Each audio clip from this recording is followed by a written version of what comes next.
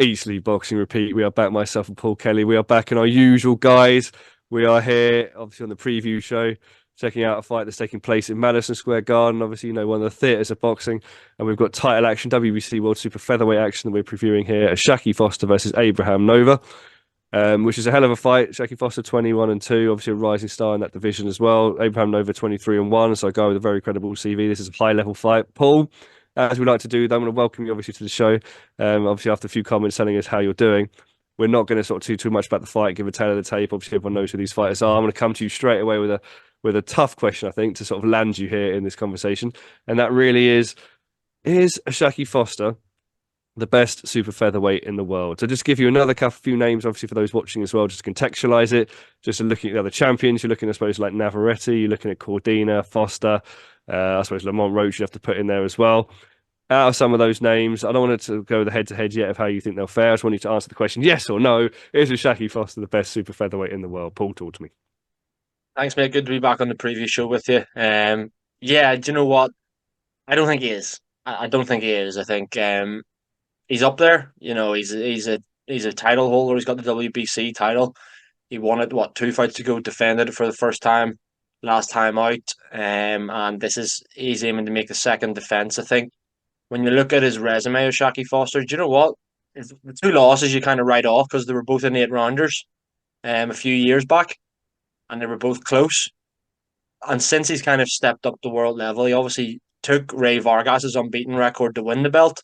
And then that fight, that first defense was mad, wasn't it? Oh, Where mate. he was like down on the cards almost, out to lose his belt, and then he pulled out a 12th round knockout of Eduardo Hernandez. So yeah, do you know what? Fair play to him. He is clearly a world class fighter and right up there. But I'm not gonna put him at number one. I think it's hard to say though. I don't think you can say with confidence who the best super featherweight in the world is. That's just my opinion. Like a lot of people maybe would have said Navarrete, but then he drew with Robson Conceição last time out. Some people saying Cordina. Then he didn't perhaps look as good as he did. He perhaps didn't look as good last time out as he did against Agaba winning the belt, and then Rachmanov when he made that defense. So yeah, you can make a case for it, mate. You can make a case for it, but for me, I'm not making a case for it. I don't think he is the best. What about yourself? Yeah, I don't think he's the best either. I'm one of those names you've mentioned. You and I have discussed it previously, who we think the best is in the division. I'm going to nail my colours to the mast here and say that I'm still going Navarrete as the best in the division. But what I'm going to do with you now is we're going to fire a couple of names at you and just give us a sort of, I suppose, a bit of a 30 seconds or so on how you think those fights would play out if they were to happen. And the first one we're going to take is British interest. You mentioned Joe Cordina, obviously victories against Tagawa, Rakhimov. Vasquez didn't look his best against Vasquez. Surprisingly fighting against Anthony Kakacha next. But where is the fight Ashaki Foster? Paul, how do you see that fight going? Yeah, man, as you mentioned, tricky fight against my fellow city man, Anthony Kakachi, the Belfast boy. So, no secrets as to who I am. I want to win that fight, but no, in all seriousness, should he come through that fight, which is obviously just the day after this fight, in Saudi Arabia, I think that a fight between Oshaki Foster and Joe Cordina, should they both win this weekend, makes a lot of sense for me. I think if you're thinking timeline wise, then there's no excuses because they're basically fighting on the same day, one day apart. Um, and I would like to kind of see it in the summertime, and I would favor Joe Cordina to win that.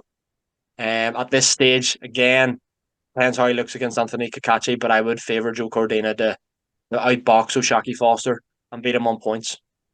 Oh, interesting. Yeah, you know what, we're big fans of Joe Cordina on this show, aren't we, as well, and I would also be backing Joe Cordina in that fight, given the previous sort of run that he's had. I'm going to go obviously to Emmanuel Navarrete now, as you mentioned, drew with Conceição last time out, but has a victory against Oscar Valdez. I think from a British interest, remember him kind of slapping Isaac Dogbo around a bit as well. Paul, how do you think a sort of a fight between Shaki Foster and my number one in the division, Emmanuel Navarrete, would play out, please? I mean, it's really difficult to say what Navarrete's going to turn up because then I agree with you. I think sometimes I'm thinking, right, yeah, he's the man. Then he goes and puts in a low par performance. Do you know what I mean? Like you look at his the Aussie that he fought, you're like, you were lucky to get through that fight and come through it. Then you go and say, "Whoa, Oscar Valdez could probably beat you." and you beat him relatively comfortably, you look back to somewhere near your best. Then you go and have a draw with Robson Conceição, who obviously is a top fighter as well, but you wouldn't have had him. I would have backed Navarrete to win that. So it's kind of difficult to say what Navarrete is going to turn up, but the best version of Manuel Navarrete knocks out Oshaki Foster for me. I don't really see any way in which Oshaki Foster could beat Navarrete if Navarrete's at his best. That is. I can't say any words better than how you put that. Far frankly, I think Navarrete would beat him as well. If the best person turns up, I think he stops him. Paul, last one I'm going to mention though is a friend of, I suppose, VSBR, a friend possibly of yourself also. So I'm looking forward to getting your thoughts on this one. Lee Wood versus Oshaki Foster. Obviously, Lee Wood, we've seen, obviously there's talk about the Warrington rematch, but we've seen him beat Warrington, we've seen him beat Maurizio Lara, we've seen him beat Michael Conlan, we've seen him beat Kanzu. Can and would we see him beat Oshaki Foster? Paul, 30 seconds, take it away. You know what's coming, mate. You do. You know what's coming. Of course he could. Of course Lee would beat Shaki Foster. He probably stops him as well. Now, in all seriousness, mate, you know what? This fight, it's a difficult fight for Lee Wood. It really is. But then it's just one of those things. Like we've been discussing with ESBR for some length of time now. It's like Lee Wood could be 11 rounds down, genuinely, and I've got beaten up for 33 minutes, and he will pull the knockout out of the bag in the 12th. Like he's just that type of fighter. You look at the Warrington fight, arguably lost every round before he pulled out the knockout, and you look like, do you know what? Really difficult to back against Lee Wood, and not even being biased because I'm a huge fan. But it's really difficult to back against Lee Wood. Your head would probably say, "Oh, Shaki Foster would beat him," right? But are you saying it with any real confidence at all? Probably not. My heart tells me that Lee Wood could stop Shaki Foster. You know what, Paul? I'm gonna let you have it, mate. I don't care if people are going to come into the comments now and say Shaki Foster outpoints Lee Wood or whatever. I'm going Lee Wood as well. I think Shaki Foster's got to go with 12 KOs in 21 fights. Not necessarily a massive puncher. Lee Wood is a massive puncher and can also box. We saw that in the Lara rematch. So you know what? I'm not betting against Lee Wood either. We've seen people at this outlet bet against Lee Wood and they have come unstuck. And I will not join that list of people betting against Lee Wood. So I'm also going to back Lee Wood. But Paul, it's not about Lee Wood. It is about obviously Shaki Foster versus Abraham Nova. Now Abraham Nova. Obviously, there's a guy who's, like I said, 23-1 record. The only loss on that record being the stoppage loss to Robsy Ramirez. So this is a tough live fight for Shaki Foster here. Paul, what I'm going to ask you is, we're going to go straight into predictions, quite frankly. I'm going to ask you really, if you'd like to first say whether you think this fight will go the distance without necessarily giving you a winner, or whether you think it will finish prematurely. And then after that, who's going to win, please, Paul? Yeah, thanks, mate. I think, do you know what? The more we've spoken about this fight, and before we actually started this video, we were saying this is a really tough fight for Shaki Foster. Abraham Nova on paper is a very good and competent fighter. He's 23-1, 16 KOs, big puncher. His only loss, of course, came to Robisi Ramirez as well. So do you know what, mate? It's a really tricky fight to call. I'm finding it very difficult to call this fight. I think when you look at the way Oshaki Foster won his last fight via knockout in the last round, you're kind of maybe giving him the edge, and he's beating a more proven fighter. So I am going to go with Oshaki Foster to win, and I'm going to go a close enough points decision. Excellent, Paul. Thank you very much for that. You know what? I'm not going to criticise that pick at all. I am leaning again. It's a very close fight, very close. So I'm just going to sit on the other side of the fence, slightly, and say that I think Nova might win this.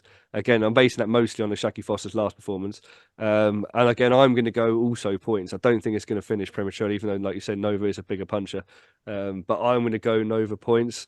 But again, I'm not. If Shaki Foster wins on points, I would not be at all surprised either. For me, it's a very close fight, very tough to call. 50-50, 45-55, whatever either way. So, yeah, guys, that is sadly all myself and Paul Kelly have time for today. But let us know in the chat whether you agree with this or disagree with this, how you think this fight will play out, but equally how you think those fantasy fights will play out. Lee Wood, if you're watching, let us know in the comments whether you think you stop a Shaki Foster. Cordine, if you're watching, you let us know how you think you're going to beat him. And Emmanuel Navarrete, similarly, I've got you number one pound for pound, so let us know as well. Paul, as always, thank you very much for joining me. Check out the channel, guys, for other content that's coming up related to this fight and this event and other stuff we've got across the channel with, previews, reviews, big fight breakdowns as we head into what is a big month of boxing, obviously February with obviously the other heavyweight fight that's taking place in this month as well. Paul, thanks for joining me. Guys, thank you very much for watching and we'll see you again soon.